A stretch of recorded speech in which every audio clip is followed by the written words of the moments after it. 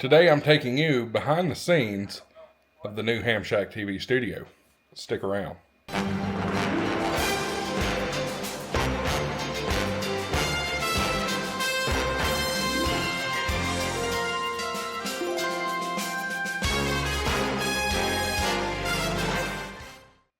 Hello everybody and welcome back to HamShackTV. I'm your host Josh AA4WX. Today's video is brought to you by Gigaparts.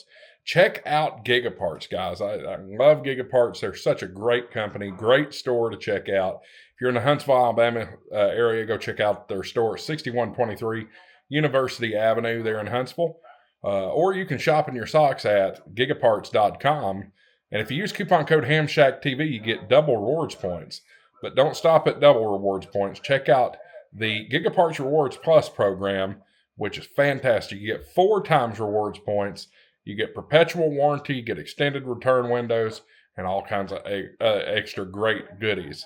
That's Gigaparts Rewards Plus, and if you sign up now using my coupon code HamShackTV50, I'm going to give you half off your first month membership of Gigaparts Rewards Plus. So we appreciate Gigaparts' support of HamShackTV. So I'm going to give you a little bit of a behind-the-scenes tour. Now, some of this is still temporary. Some of this is still being worked on. But I figured I'd give you a little behind-the-scenes tour, let you see my antenna setup and kind of how things are going. So we'll flip the camera around here. So this is my typical studio setup here. This is all a mess, so please forgive the mess. But here you got your 7100 or 7300 Mark II here. That's my DV Mega Cast. It talks a lot, so I keep it turned off unless I'm wanting to use a digital mode. HamShack Hotline, or well, not HamShack Hotline, Hams over IP up there. I've got my external monitor for the 7300 Mark II up there. Right down here, you see I've got the big ultra-wide monitor as well as my 5100. I'm looking forward to the 5200 that is coming out in the very near future. I'm hoping to see that in Dayton. Got another monitor over here. Got my Stream Deck. And we've recently bought some new lights. This is better for the studio setup here. Because you can see, I use a green screen now. Kind of ham it up a little bit, you know what I mean? So I've got that green screen, and these lights do a great job lighting that green screen. I still need to work some of these wrinkles out of the green screen, but one step at a time, right? We turn around and look straight up. Oops. You can see that little black indentation coming out of the drop ceiling here. That is my top-down camera, so I'm now able to do demonstrations and work on things, and I can show you the band plan mat. I got this from Gigaparts, and they sent it to me, and it's just fantastic. I love Gigaparts. They've been a great supporter. And then right there you see my HA2 that I've was recently sent and have been testing out. What a great radio. I love it.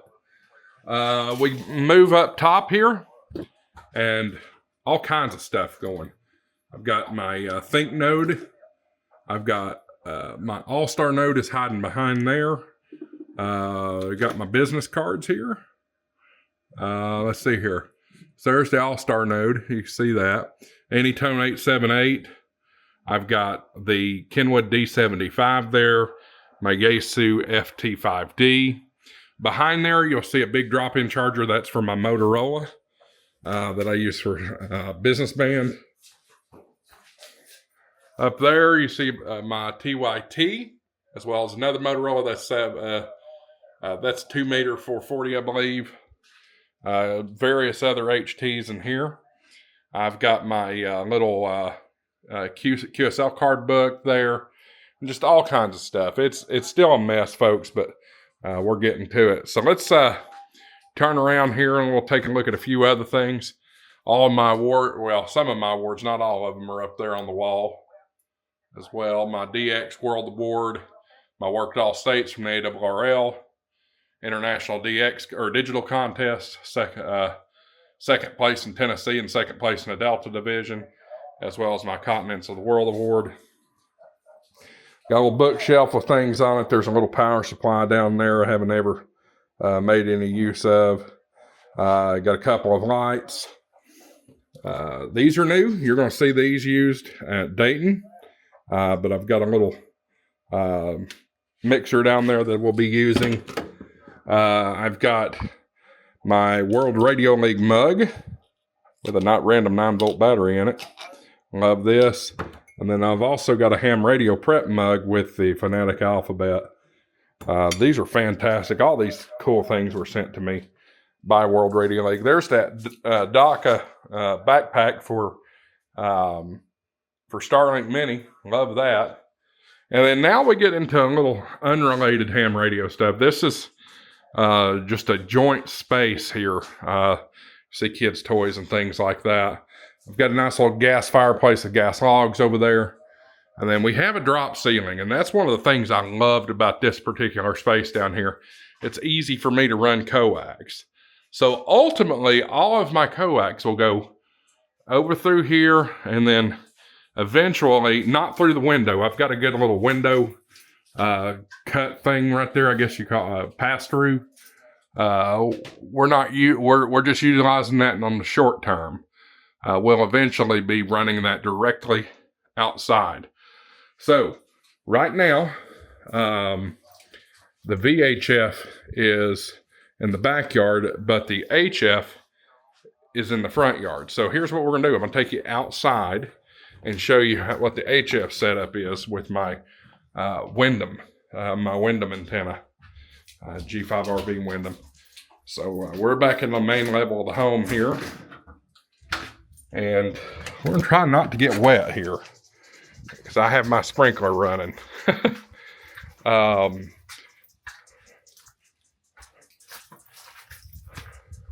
All right, it's a little hard to see, but I've got another window pass through down there. Let me see if I can zoom in on it, because we don't want to get wet. This camera's too expensive to get wet. There's a little pass through on that window there, and the coax comes out. And then I don't know if you can see, but right about there, you can see the bowing for the Wyndham. And that short leg just comes over here to this tree, wraps around this tree, and then I've got it tied off on that side. The long end of the Wyndham, and again, it's hard to see. This camera doesn't really zoom in much more than that. But the long end of the Wyndham goes to that tree, and then another tree down below it, the lighter tree with the longer, and then ties off to another tree down there towards the backyard. So, whoa, I forgot I was zoomed in. That's that.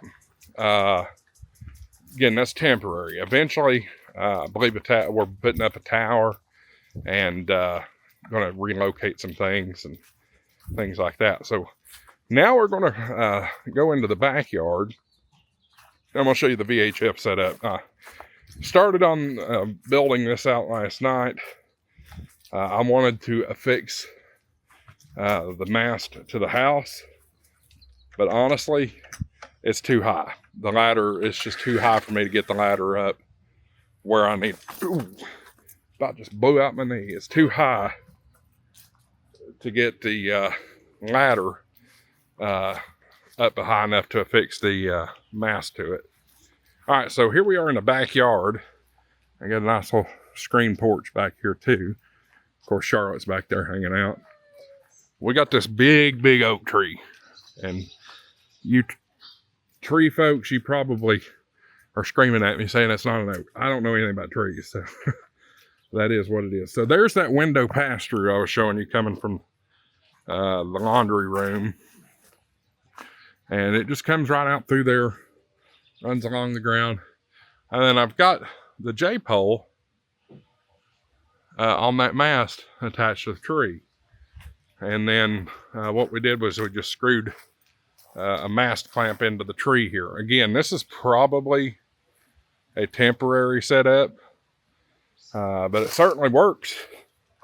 Part of me decided to do this last night because I was trying to listen to a trading net out of Knoxville, and it was just a little too scratchy.